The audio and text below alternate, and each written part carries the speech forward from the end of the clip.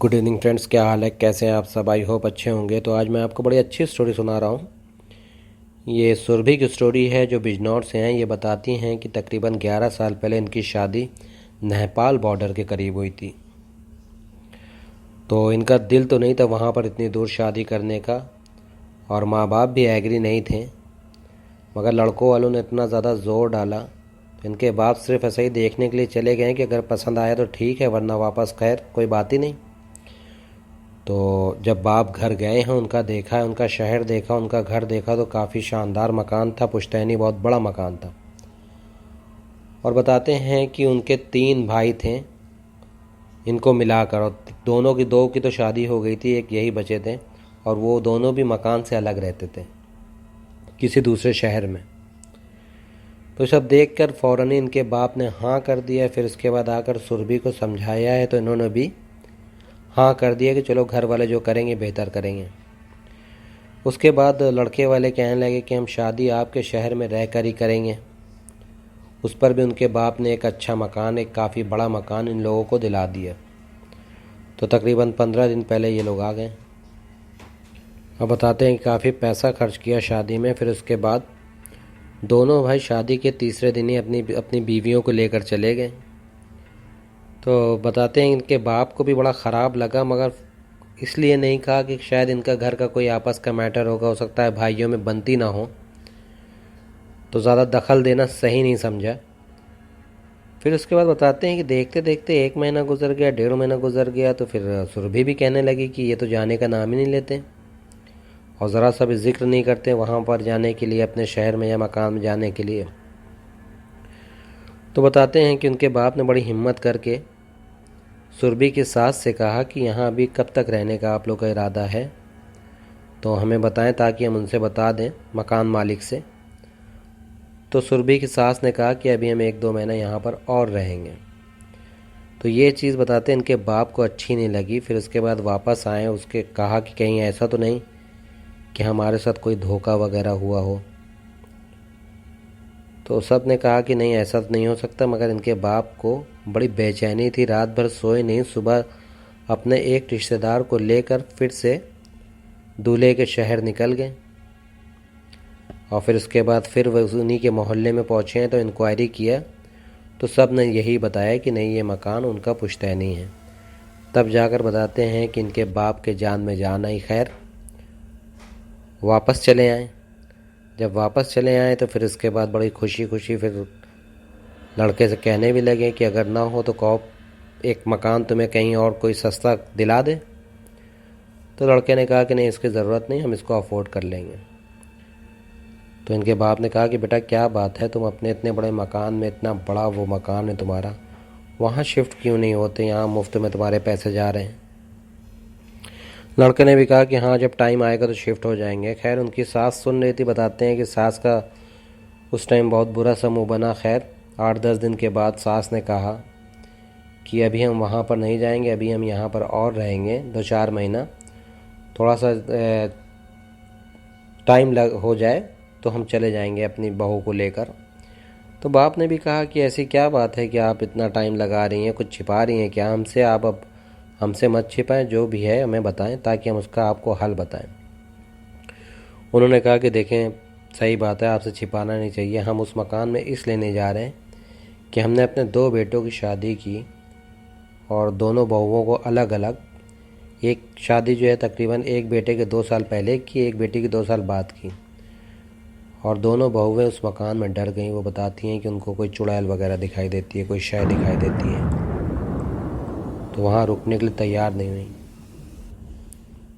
तो फिर उसके बाद उनके बाप ने कहा कि नहीं, ये तो कोई रीज़न नहीं है, ये सब तो बकवास चीज़ें हैं, और हम तो कहते हैं कि आप लोग वहीं शिफ्ट हो, ना हो अगर आपको एतराज़ ना हो तो हम भी आपके साथ दोनों, मतलब सुरभि के माता पिता दोनों साथ में हम आपके चलें और कुछ देर रह के आएँ।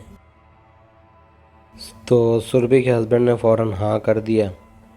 तो सास ने भी कहा कि चलो ठीक है, जब सारे सब लोग जो है एग्री हैं चलने के लिए और आप लोग भी चल रहे हैं, इससे अच्छी तो कोई बात भी नहीं है। तो ठीक है, बस हम लोग जो है निकलेंगे 1-2 दिन में। तो फिर उसके बाद मकान वगैरह जो है छोड़ दिया, किराए वाला गए। वहाँ जब गए हैं तो फिर उसके बाद इनके जो दामाद ने सब सारा पूरा मकान घुमाया, तो वाकई बहुत बड़ा मकान था। और सुरभि को भी बहुत ज़्यादा पसंद आया कि चलो वाकई कुछ है, मतलब ठीक ठाक है, सही जगह बाप ने जो किया है अच्छा फ़ैसला लिया है, ठीक जगह शादी ब्याह किया है। सास ने भी जो है सुरभि को बुला के कहा कि देखो कहीं भी जाना, बाथरूम वगैरह अगर जाना हो या कहीं भी जाना हो रात में ख़ास करके, तो अपने हस्बैंड को जो है उठाकर साथ में लेकर जाना। तो सुरभि ने भी कहा कि हाँ ठीक है। फिर उसके बाद ये हुआ कि 1-2 दिन तो बड़ा अच्छा गुजरा, मगर तीसरे दिन बताते हैं कि जैसे ही सुरभि सो रही थी तो ऐसा लगा कि इनकी पूरी पलंग किसी ने हिला दी हो। फिर आँख खुला तो खैर कुछ नहीं था। अपने शौहर को जो है उठाया है, हस्बैंड को कहा कि जो है आपको ऐसा नहीं लगा कि किसी ने पलंग हिलाया है? बस इतना कहना था, शौहर जो है एकदम उनके चेहरे से नीली उड़ गई एकदम। बगैर सुरभि को कुछ बताए फ़ौरन बाहर निकले हैं। बाहर निकलने के बाद अपनी अम्मा को आवाज़ देने लगे, अम्मा भी निकली। और फिर उसके बाद सुरभि के बाप भी दूसरे कमरे में सो रहे थे, इतनी शोर और आवाज़ें सुनकर वो भी बाहर आ गए। तो फिर उसके बाद कहने लगी लड़के के जो है, अम्मा कहना ही क्या हुआ? तो लड़के ने कहा कि देखिए शुरू हो गया फिर से वही काम। तो फिर उसके बाद खैर सास ने कुछ नहीं कहा, मतलब चुपचाप खड़ी रही। कहा क्या हुआ भैया, कुछ देखा क्या? तो सुरभि ने कहा नहीं नहीं कुछ देखा नहीं, बस हमने इनको बताया कि हम दोनों लोग लेटे हुए थे तो किसी ने इतनी कस के पलंग हिलाई कि मेरी आँख खुल गई, मगर ये सो रहे थे।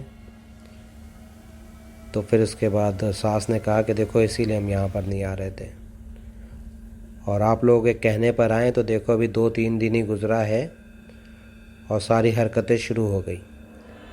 तो बाप ने भी कहा कि क्यों, ऐसी क्या वजह है कि आपको मतलब इतनी परेशानी जो है देखनी पड़ रही है, यहाँ पर आप काट नहीं करवा रही हैं, तो इतने बहुत से लोग तो होते हैं मौलवी मौलाना, इसका कुछ करें, ख़त्म करें। तो खैर सास ने कहा कि हमने हर कोशिश किया मगर हमारी सारी कोशिश नाकामयाब हुई। ये सब बातें चल रही थी, तभी फ़ौरन ही सुरभि के हस्बैंड ने गुस्से में आकर कहा कि इनको सच क्यों नहीं बता देती। तो सारे लोग जो है सुरभि के हस्बैंड का मुंह देखने लगे और सुरभि की सास एकदम चुप खामोश खड़ी हो गई। फिर उसके बाद गुस्से में आकर खैर सुरभि के हस्बैंड वहाँ से चले गए। तो जब चले गए तो फिर सुरभि की मतलब जो सास है उन्होंने कहा सुरभि के बाप से कि इधर आइए, आपसे कुछ बात करनी है। बाप चले गए, कहा कि देखें मेरा लड़का भी गुस्सा हो रहा है और उसका गुस्सा होना भी जायज़ है, आपको हर चीज़ पता होना चाहिए। और सही बात है, अब आप हमारे रिश्तेदार हैं। तो ये जो सुरभि की जो पलंग हिला रही थी, सुरभि का कोई वहम नहीं, वाकई जो है वो है तो शय, मगर शय कोई और नहीं, मेरी अपनी लड़की है, सबसे बड़ी लड़की। इतना कहना था सुरभि के बाप, और सुरभि भी वहाँ पर थी।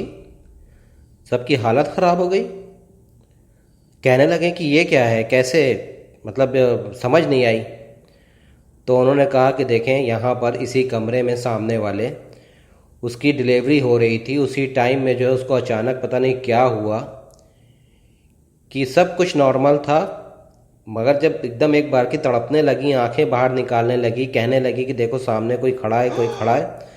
बस इतना ही कहना था, दाई सामने की तरफ देख रही थी, उतने में मर गई और उसका बच्चा भी वहीं पर मर गया। फिर उसके बाद तकरीबन 8-9 दिन के बाद मुझे भी दिखी उसी कमरे में बैठे हुए, और इसके तीनों भाइयों को दिख चुकी है।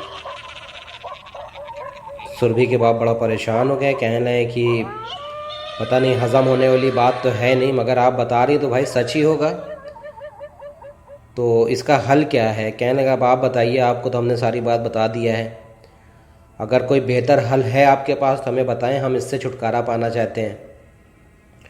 और मेरे दोनों जो लड़के जो अलग रहते हैं वो इसी वजह से रहते हैं कि उनकी बीवियां खुद यहाँ पर डर चुकी हैं। शादी के 1-1 महीने बाद 2 की दोनों भाग गए यहाँ से।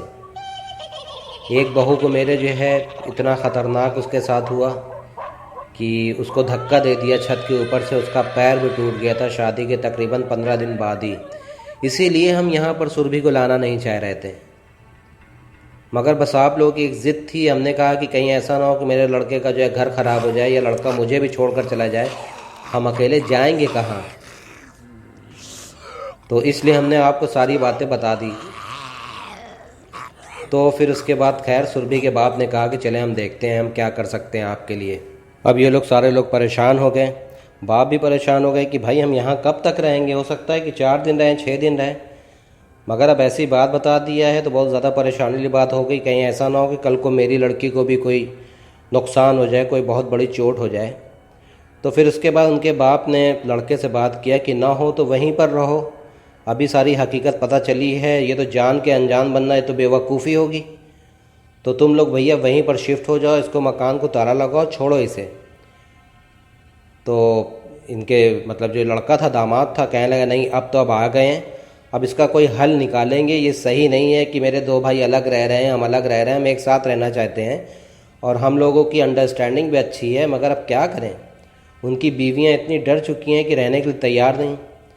तो फिर उसके बाद उनके बाप ने कहा कि चलो हम भी 1-2 लोगों को जानते हैं, हम उनसे जो है पता लगाते हैं कि कहाँ तक हो सकता है सही, हो सकता है सही हो जाए। ऐसा तो दुनिया में सभी के साथ होता रहता है, ज़्यादातर लोग ऐसे हैं जो इन सब चीज़ों में जो है इन्वॉल्व हैं।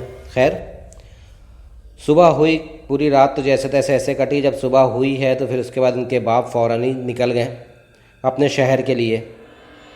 और फिर उसके बाद शाम तक जब शहर में पहुंच गए तो इनको फ़ोन किया है। फ़ोन करने के बाद बताया है कि हाँ एक आदमी मिल गया है, तो उसको हम सैटरडे या संडे को लेकर आएंगे। इनके दामाद ने कहा सैटरडे संडे को तो 2-3 दिन अभी बाकी है, ना हो तो आज ही निकल आएँ, अगर ऐसा कुछ है तो उनको दिखाएं। और एक चीज़ आपको और बता दें, इससे पहले भी हमने कई लोगों को दिखाया है, कोई हल कर नहीं पाया, बता कर जाते हैं कि हाँ सब कुछ ख़त्म हो गया, मगर ख़त्म होता नहीं ना। तो फिर उसके बाद उनके बाप ने कहा कि नहीं नहीं ये हल करेंगे, मगर अभी नहीं आएंगे, ये आएंगे तो सैटरडे संडे को ही आएंगे। तो फिर उसके बाद सुरभि बताने लगी कि अपने कमरे में बैठी थी, तो उसके बाद कहने कुछ बताइए अपने भाइयों के बारे में, उनकी बीवियों के बारे में कि किस वजह से गईं। तो भाई ने बताया है कि जब शादी हुई है तो तकरीबन 10-15 दिन के बाद उनकी भी पलंग किसी ने हिलाया है, जैसे तुम बताती हो। तो भाई तो बेखबर सो रहे थे, उनकी बीवी उठी हैं। उठने के बाद भाई को कहना है कि ऐसा लग रहा है जैसे जो ज़लज़ला आने वाला हो, भूकंप आने वाला हो, ज़मीन हिल रही है। तो भाई चौंक कर बैठ गए। बैठने के बाद कहना है कि क्या हुआ। तो फिर उसके बाद उन्होंने बताया कि पूरी पलंग हिल रही थी। तो भाई का एकदम चेहरा धुआं हो गया। फिर उसके बाद फ़ौरन ही बाहर निकले, आवाज़ देने लगे। तो फिर उसके बाद उनकी माँ भी बाहर आई, उनका छोटा भाई भी आया बाहर। तो फिर उसके बाद क्या हुआ, तो कहना है देखो फिर से हरकत शुरू हो गई है, और जिससे हम लोगों ने ये फूंक झाड़ करवाया है काम किया नहीं। तो ये पता चला इससे कि इन लोगों ने पहले भी किसी को बुलाया था, इनके भाइयों को डरा चुकी थी, इनके भाइयों को, इनको तीनों भाइयों को दिख चुकी थी।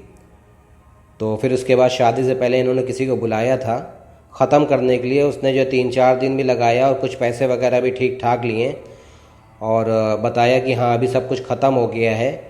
तो 3-4 दिन तक तो फिर कुछ हुआ नहीं, तो इनको यही लगा कि हाँ सब चीज़ ख़त्म हो गया है, मगर ऐसा था नहीं। अब इनकी नई बहू आई थी, तो सबके सामने जो है ये भी चीज़ खुल गई।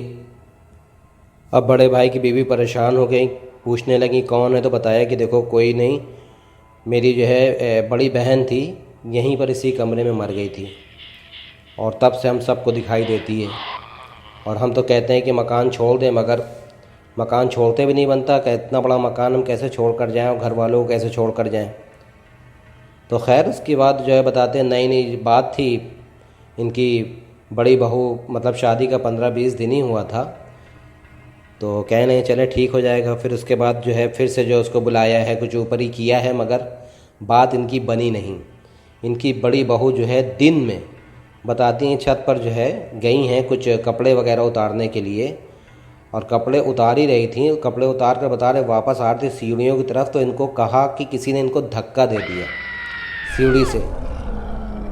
तो फिर उसके बाद जब धक्का दे दिया है, जब गिरी हैं तो इनका पैर भी टूट गया। फिर उसके बाद आई मतलब पूरा चिल्लाने लगी, सारे लोग इकट्ठा हो गए। फिर उसके बाद देखा है, ले गई हैं क्या हुआ क्या हुआ। तो बताया कि हम तो ठीक ठाक उतर रहे थे, किसी ने हमें पीछे से धक्का दिया, हम यहाँ पर नहीं रहेंगे।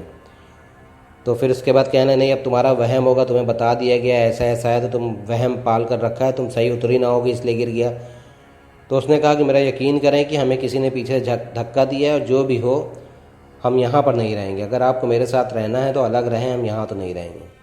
ये चली गई। छोटे मतलब भाई की जो बीच वाला भाई था, उनकी भी जब शादी हुई है तो उसको तो शादी वाले रात ही दिख गई।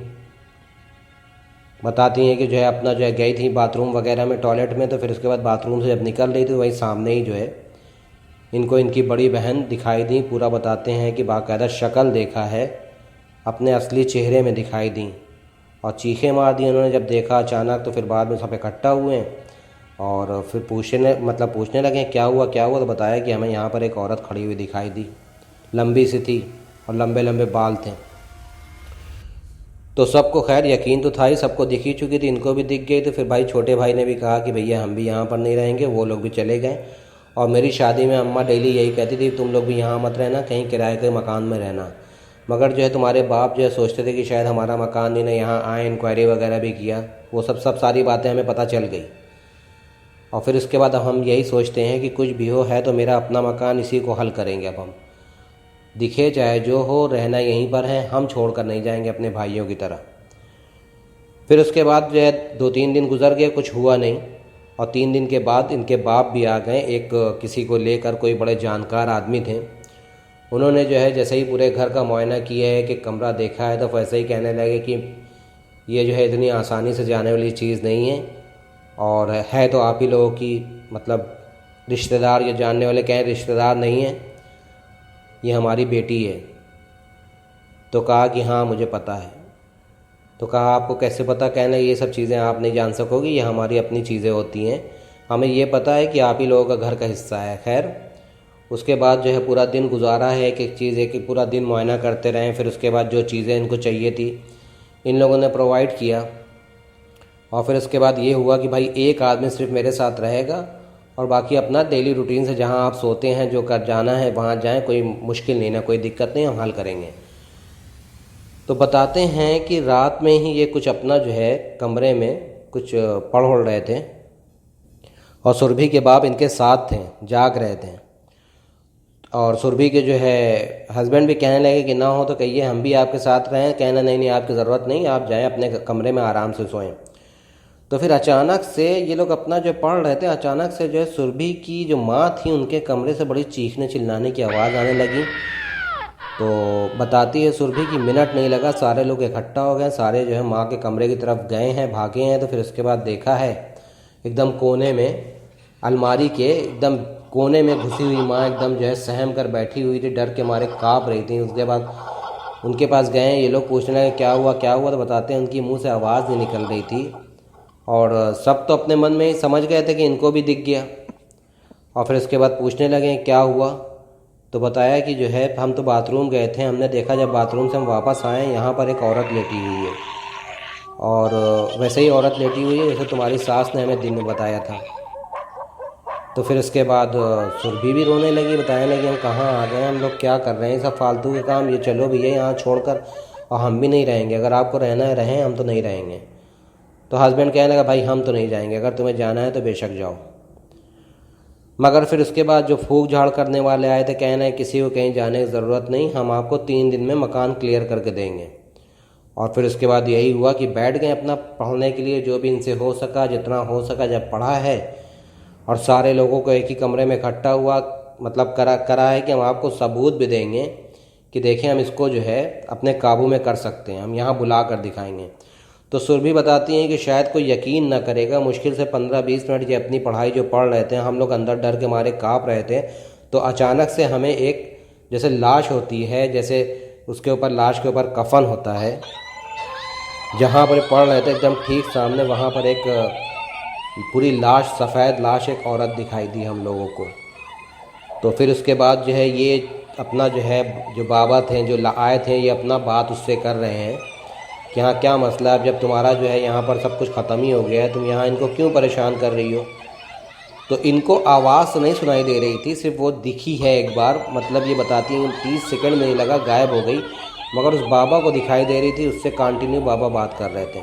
बाबा यही कह रहे थे कि क्या दिक्कत है, इसको छोड़ो, इस घर को छोड़ो, अभी तो तुम्हारा यहाँ पर सब कुछ ख़त्म हो गया और तुम किसको परेशान कर रही हो, अपने भाई को, अपनी माँ को, अपनी ननंदों को, तुम कैसी जो है औरत हो, कैसी बेटी हो इस घर की, ऐसा कोई करता है जैसे तुम कर रही हो। तो फिर उसके बाद वो बता रही थी कि नहीं, हम यहाँ से जाने वाले नहीं हैं, यहाँ मेरा लगाव है और यहाँ पर जो है क्या नाम है, मेरा दिल लगा हुआ है, हम यहाँ से नहीं जा सकते, हम किसी को छोड़ नहीं सकते और हमें सब्र नहीं हो रहा है। तो खैर उसके बाद उन्होंने जो अपना पढ़ा वढ़ा है, फिर उसके बाद कहा है कि नहीं तुम्हें जाना तो पड़ेगा। बस करने के बाद 15-20 मिनट बात हुई है, बात होने के बाद खैर ख़त्म हो गया सब कुछ। तो फिर उसके बाद बाबा कहने लगे देखो यहाँ से जाने को तैयार नहीं है, मेरी तो अभी पूरी बात हुई है और वो कह रही है कि हम कभी नहीं जाएंगे, उसका दिल यहीं पर लगा हुआ है और इसका हम हल निकालेंगे। इस तरीके से नहीं जाएगी, ज़ोर से जाएगी, ज़बरदस्ती से जाएगी, मगर जाएगी। अभी तक इसको कोई ऐसा आदमी मिला नहीं कि जो इसको भगा सकता, हम भगा कर दिखाएंगे। तो सब लोगों को इत्मीनान हो गया, सारी बात इन्होंने बताई कि वो ऐसा कह रही वैसा कह रही, सारी एक एक चीज़ बताया। तो फिर उसके बाद खैर सुरभि के हस्बैंड को या उनकी सास को एक एक चीज़ का यकीन था।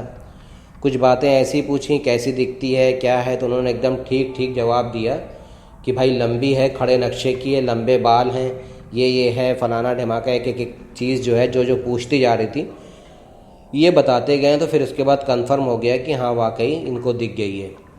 उसके बाद ये हुआ, कहने लगे चलें आप लोग परेशान ना हो, आप लोग सोएं और जो है आप भी जाएं, ससुर को कह दिया आप भी जाएं उनके साथ रहें, और डर गई हैं बेचारी।